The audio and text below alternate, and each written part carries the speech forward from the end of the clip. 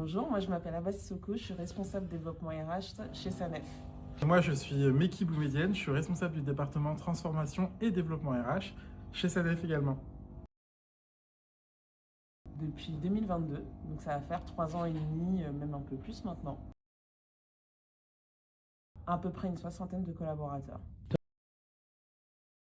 Donc nous, Yumoon, on l'utilise vraiment au quotidien comme un partenaire pour accompagner essentiellement le middle management sur des problématiques soit de management, de confiance en soi, de reprise de congé maternité par exemple aussi. C'est un outil d'accompagnement du quotidien. Et aussi sur la partie prise de poste, notamment quand on fait des mobilités, on a des personnes qui vont manager d'anciens collègues. Donc ça nous permet aussi de les accompagner dans ces prises de poste. Le coaching comme un outil du management au quotidien et que le collaborateur puisse avoir du coup cette bulle d'échange avec le coach en toute intimité pour lui expliquer ses problématiques et du coup échanger sur des solutions.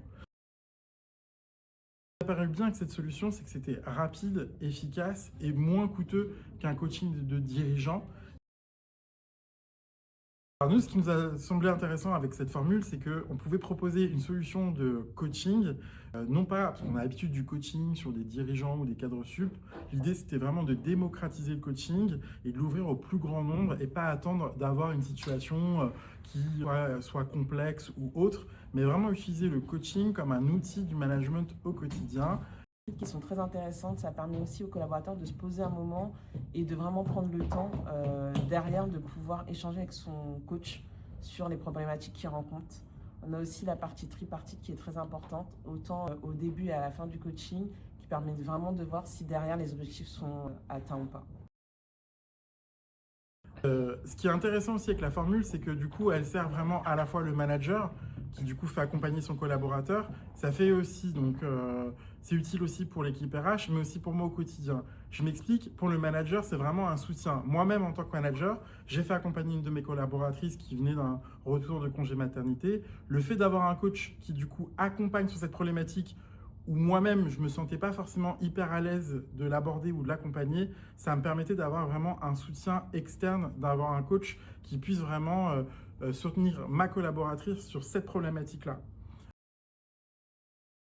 Pour les RH, ça leur permet vraiment d'avoir un coaching vraiment clé en main. C'est-à-dire, elles connaissent la formule, elles savent du coup comment ça fonctionne, que le collaborateur reçoit du coup un panel de coachs qu'elles peuvent choisir, identifier.